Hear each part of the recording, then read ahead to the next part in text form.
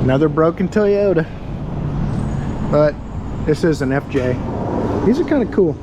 It's going to get some love today in the form of axle seals. Thanks for tuning into the channel. I appreciate you guys being here. We're going to run through a quick axle seal job on this thing. I think that's all we're doing on it. I have to look at my list. You guys will get to come along for the ride. Appreciate you being here. Welcome back. If you're new here, we're making it work, and I'm Jimmy. But you can't see me right now because you're looking at a sweet FJ Cruiser. Let's do it. Just pop the caliper off of there. And now it's just a matter of taking them 4 bolts out. Then it should slide hammer out of there. They're usually not too hard to slide hammer out either. So, oh, you guys want to see my new slide hammer? I'll show you. I'll give you a sneak peek. They like to make it so you can't push the tab with the safety cover thing. You got to take the cover off and then push the tab. But if you're real sneaky with a pick, I've already started it loose here, but if you're real sneaky with a pick, you lift this catch up in here like that, and then you can work it off without taking the cover and all this cool stuff off.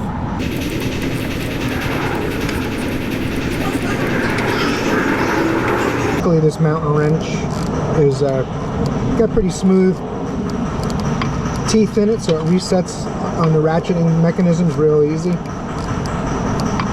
So when it won't ratchet, then it's definitely finger tight at that point. See, I'm not helping it. There you go. Now it's not ratcheting. Finger tight. These are really pretty good wrenches. Let's grab the slide hammer. Get this thing off. If you guys watched my videos last week, you saw me struggling with that little tiny Mac slide hammer, which is a rebranded tool, same as you can buy on Amazon for about 79 bucks. Now this one I got here has got a 10-pound sledge on it instead of 5 pounds. Let's hook this thing up. I'll show you the tool. We'll see how it works.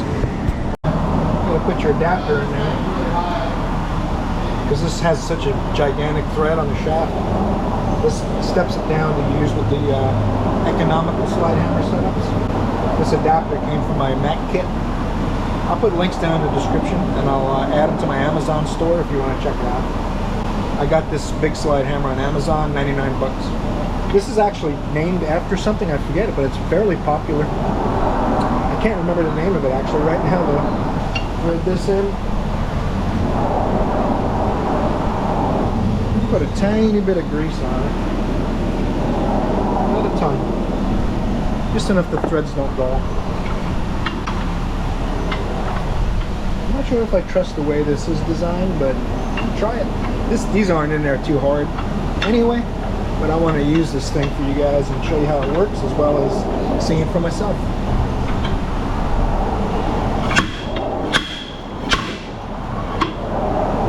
It's pretty easy.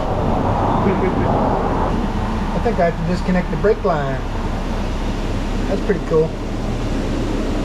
Yeah, I'm going to pull the clip out. I bet you I can lift it out of that bracket.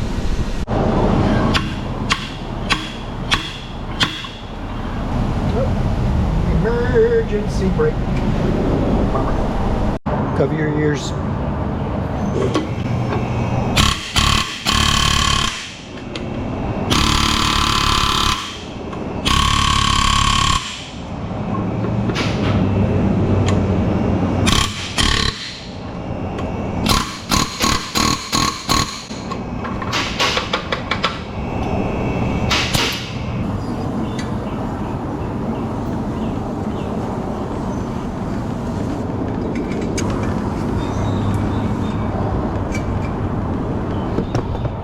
Got to remove these 2 top springs first, and they go up in the top of this thing here. You got to take those 2 springs off so that you can get to the hold down springs. See, because you got to take the shoes out of the way to get the emergency brake cable disconnected. I thought about going the other way to do it, but it goes above the gas tank up into the center console, so that's not going to happen. Because this is enough of a pain in the neck. I was hoping to avoid it. I forgot all about the emergency brake cable. Shows you how long it's been since I did one of these. Toyotas are so reliable.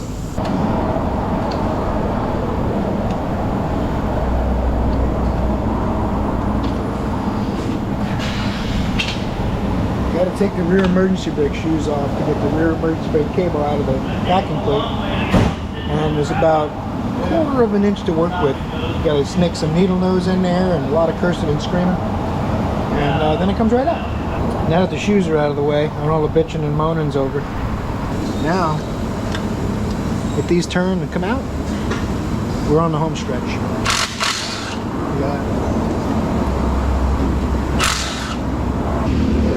Now, the parking brake is released from its nest, but don't speak too soon because it could be rusted and corroded in place.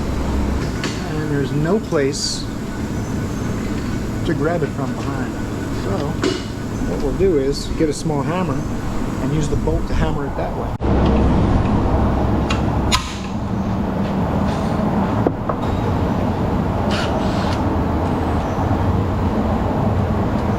This vehicle's a little rusty because it comes from the coast, Key West. It's not like Eric O level rusty. Alright, that slide hammer worked great. Popped it right out.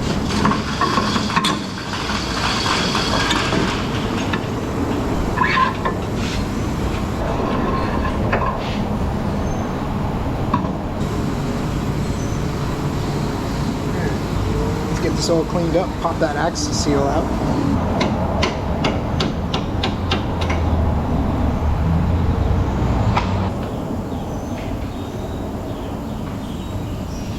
Now you don't have to use a seal installer,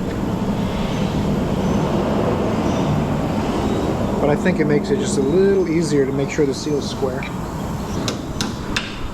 I started without it, otherwise you're trying to hold the seal, the tool, and hammer it all at the same time. Started with the hammer, finish it with the tool.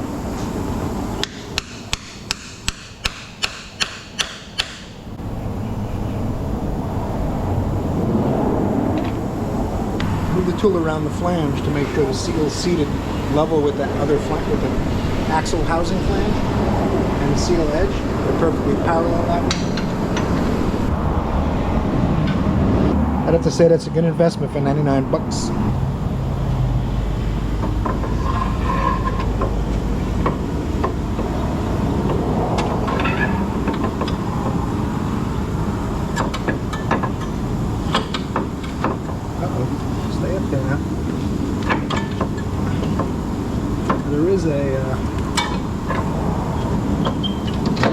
There's a boss inside there, metal cast iron, like 6-pointed pattern for some reason they have in there that protects the seal from the axle when you're rested on there.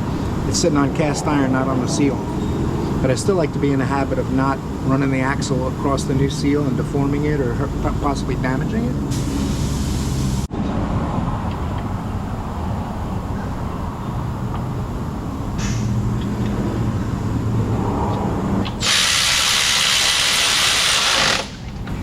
Uh-oh.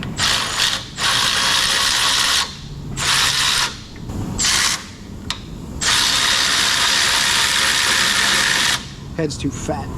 Everyone keeps telling me about that. Beep. Beep. A little something I just realized putting this back together. I forgot, it's been so long since I've done one of these. This is one of the problems with being in an independent shop and working on so many different brands. If you pre-assemble this, you can pull this back and slip the shoe out. It's got a slot here, and then the ear from the little spring bottom bracket goes in this hole so it doesn't slide out. Although it's trapped in there, it's not going anywhere. But I fought that to turn this and get it apart. In reality, you're supposed to pull this back and free the shoe from the assembly. You don't have to disassemble it.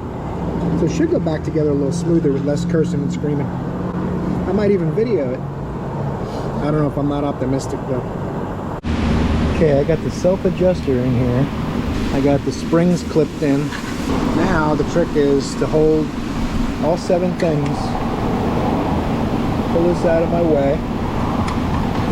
Probably easier to use 2 fingers to get this started. Turn the camera on, things change. That's just how it works in the world. And emergency shoe.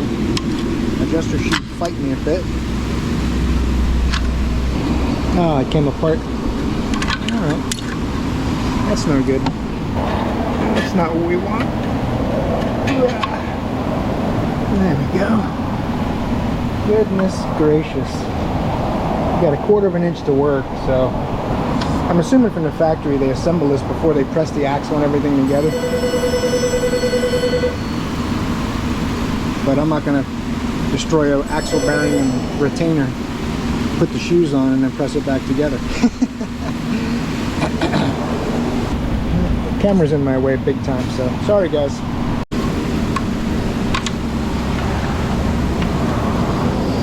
I'm going to do the bottom. I'll do the adjuster last. It's the only way I can get this thing together. Alright. You guys didn't get to see it because the camera turned.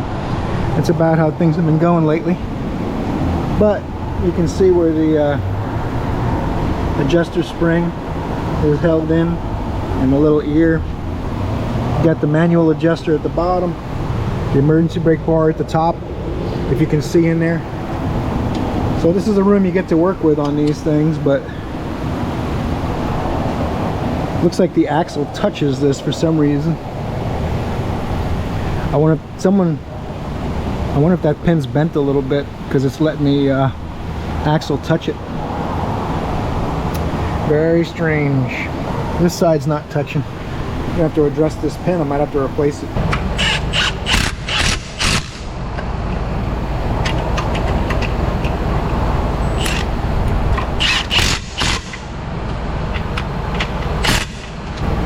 Put the clip back on the brake line, get this wheel on, start on the radiator hoses. Alright, doing the radiator hoses now on this thing. I'm not sure why we're doing radiator hoses, they're not leaking. I'm wondering, I guess they sold it for maintenance, 2 radiator hoses, but anyone who knows these engines, I mean, there's like 3 or 4 different heater hoses, there's these coolant bypass hoses, there's hoses going to the throttle body. There's tons of hoses on this thing. There's this pretty big bypass hose down here. I guess just the radiator hoses. Shouldn't be too bad. They're all pretty straightforward. The only one that's a little tough is down there. That hose down there. It's no easier from the bottom. I think I'm gonna get it from the top. And I'll just use my Mayu cable spring clamp tool. It works really good. Should be pretty straightforward. We'll come back when I'm finishing it up.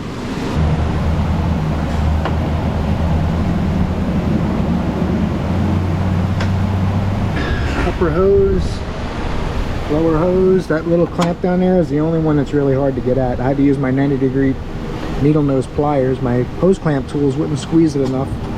It is off the catch, and I did reuse the old rusty looking spring clamps. They still have great tension. They're only rusty on the surface, and the Chinese cheap worm clamps that we get here, they're like 10 cents a piece or something. I don't like using those unless I absolutely have to. If these squeeze clamps were borderline or something, then I'd replace them, but they're in better shape than they look. Still got tons of tension, trust me, my hands will tell you. So, a little bit of coolant, take this thing for a drive.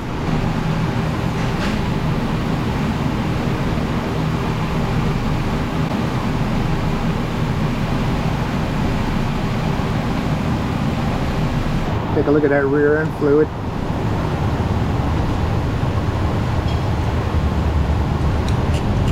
Perfect. Of course, we just changed the oil on it, so you might have topped it off already.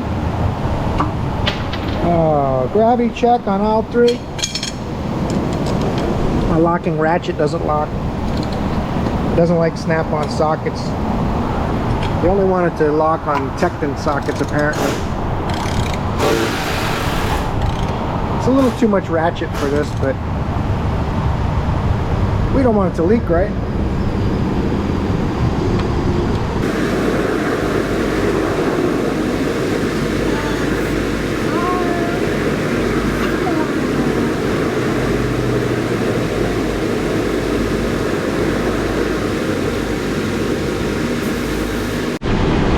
I got this Toyota FJ warming up.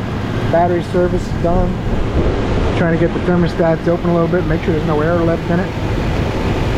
I'll take this thing for a drive in a few minutes. Of course, the tow truck guy brought us a monster truck. I don't know if you can see that, but got a lot of monster trucks today.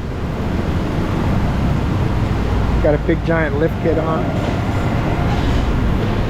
Another monster truck came in asking if we can do an alignment.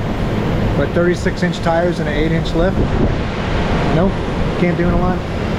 You gotta go to a monster truck specialty shop that works on those kinds of things. We had a Raptor in, it was yesterday morning. They had Joe check the alignment on a Raptor. The guy let his son drive it, and the son, of course, took it off-road and jumped it, bent some suspension parts. And the guy insisted that he was going to get a warranty at Ford. I don't think he understands that when you cause damage, it's not covered under warranty, but he'll be disappointed when he finds out, sadly. Let's give this thing a minute, man. It's got to be getting close. I feel like it's getting warm now.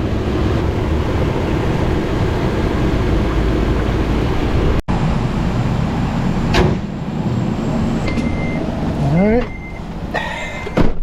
Time for a cruiser off-road excursion. Alright. No, we're not really going off-road. I was just kidding. But we're going to take it for a drive. Taking this FJ for a drive. The F-Jammer. There you go. Let's do it. It's warm today. It's like 84 degrees. So I got the AC on. Make sure there's no burn noise. What's up, Katie?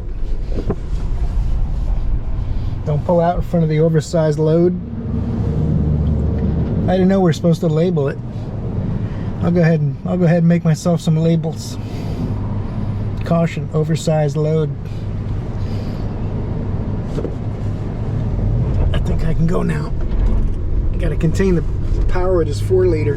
Trying to get her on the road. Look at that. Nice and quiet. No weird jumping around, no bearing noises, which I'm glad, because I didn't check this car. They sold them an axle seal and radiator hoses and a battery service, and that's all done. This thing's great. So I appreciate you guys watching. Hope you got something from this video. A little bit of agony on the emergency brake shoes, but make sure you torque that like button down below for me, and maybe subscribe if you want to see some more of this kind of content. See you guys in the next video. You're awesome.